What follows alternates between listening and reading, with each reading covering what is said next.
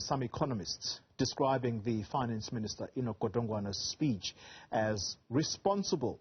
Now, the minister didn't announce any major hikes or grant an increase on the fuel or road accident fund levies that could contribute to the hefty price of petrol and diesel. Let's speak further about this now and get some analysis. We're joined by Economist Dr Iraj Abedian, and he joins us via the virtual platform. Dr. Abedian, thank you very much for your time. Let's start with the very things I have mentioned, that there are no personal income tax increases, and there is no increase to the fuel levy, which would have meant that prices of basic food items would go up. Let's assess this budget from that angle first. Thanks very much, Colleen, and greetings to our viewers. From that point of view, it's a fairly balanced budget. I would say fairly conservative and unimaginative, but practical in the sense that it puts the money in the hands of, or in the pockets of the citizen, because it is a tough time for many. It continues with the basic welfare and social services allocation.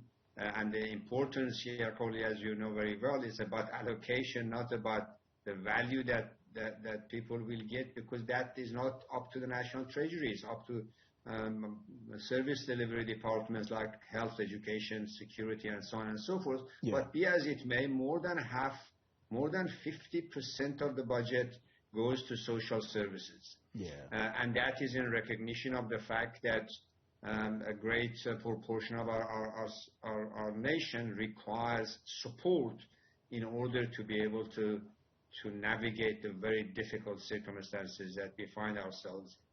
From that point of view, it's a good budget. Sure. And I want to move on from this, but you've just used a very interesting word to describe the budget, and you say it is unimaginative. What would you have liked to see? You see, Cody, the real challenge that we have is not just a short-term support, social support or welfare support. The real problem, the elephant in the room, is that our tax base is not growing. In fact, it's shrinking. If you take mining sector out, we are in big trouble. And the mining sector has come to our rescue, has generated 182 billion rand extra revenue, which we badly needed.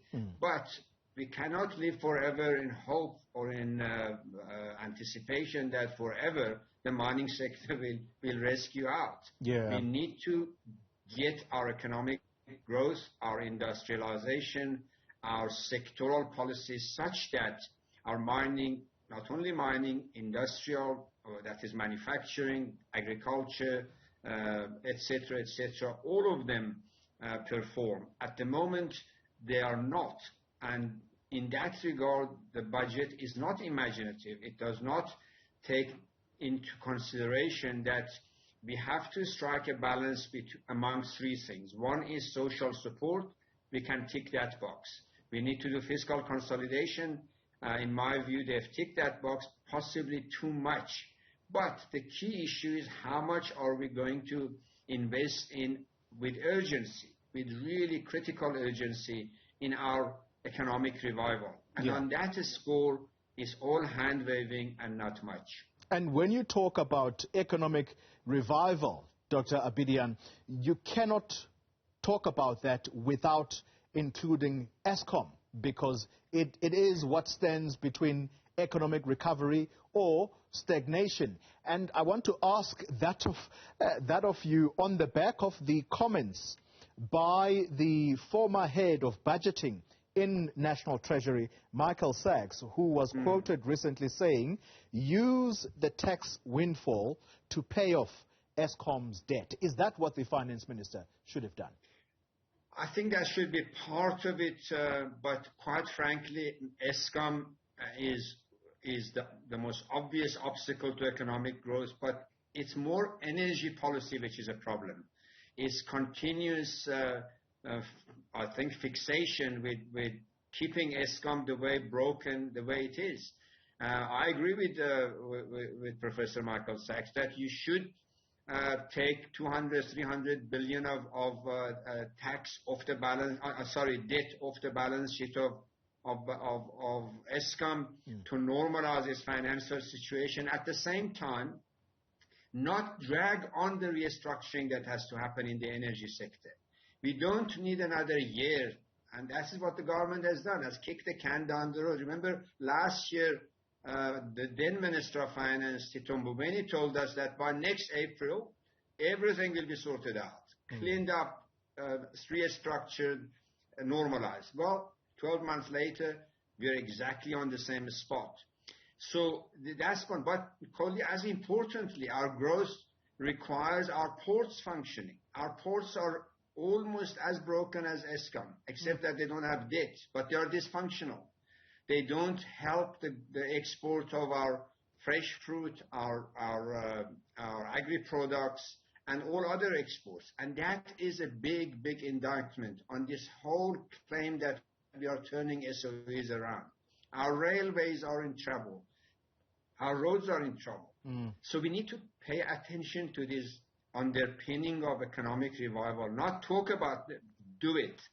And unfortunately, in that regard, the budget really a couple of sentences of warm and fuzzy hand-waving. It's got nothing business-like, nothing creative and imaginative and strategic to turn the economy around. Let's talk about the other pressure that normally gets placed on public finances, and that is that of the wage bill. Interesting comments from the minister this morning, Dr. Abedian, where he's asked at the breakfast, why are government salaries so high? And he says, I don't know. I'm going to have a conversation with the unions, and I've just had a conversation with the chief negotiator of COSATU unions, which organize in the public sector, and he's very clear that this year we are going to see the mother of all strikes. Yeah. Where do we go from here? I think, Holly, we need to, this wage bill has got three dimensions, and we must separate those three. One is the overall wage bill, and that's because we have too many public servants in the wrong places.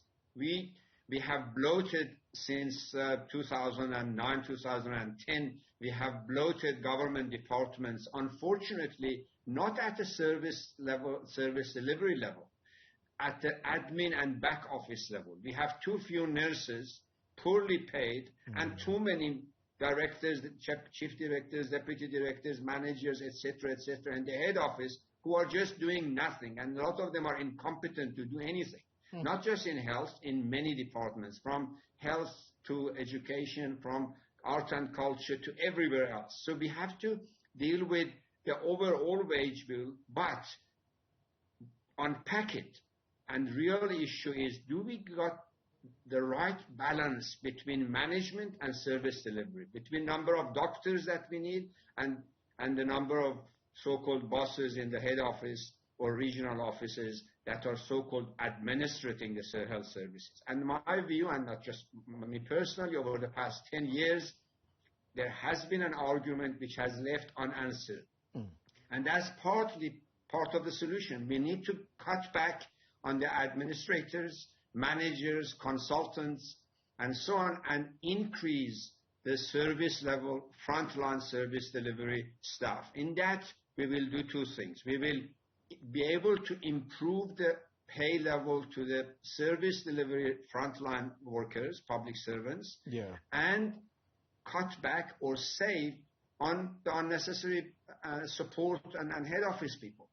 Here, we're confusing things. We're confusing the overall fiscal side, which is a basket of, we call it public wage bill, but we're covering up the fact that there are too many incompetent people.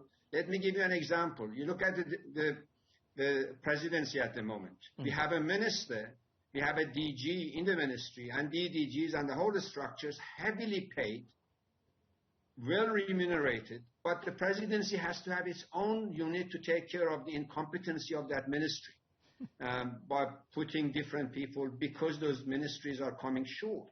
So we're duplicating. We're having a parallel state because we're covering the mediocrity that we have created in public service. So I have a lot of sympathy with nurses and teachers and policemen on the front line who feel the pinch because they haven't been properly remunerated, because we keep talking about the wage bill, wage bill, wage bill. Wage bill must start at the cabinet. We have too many ministers, too highly paid for doing very little. A lot of them are incompetent to even understand their sector. So we've got to start the ladder, cleaning it from the top and saving on the wage bill in order to better pay nurses, teachers, and improve on the service delivery. Dr. Abedian, I can tell you the words you have used most consistently when it comes to government workers is incompetence and mediocrity, which I suspect makes every hard-working taxpayer in this country's blood boil. I'm going to be slated for this one, but please be very, very short. Small businesses, are you satisfied with what you heard, given that they are the lifeblood of what is going to kickstart economic recovery? Look, it's a good gesture, 20 billion allocation going through parallel delivery, meaning not through the banking sector, because remember, Coley, we have done in Sika and we have had Kula and all of that in the past.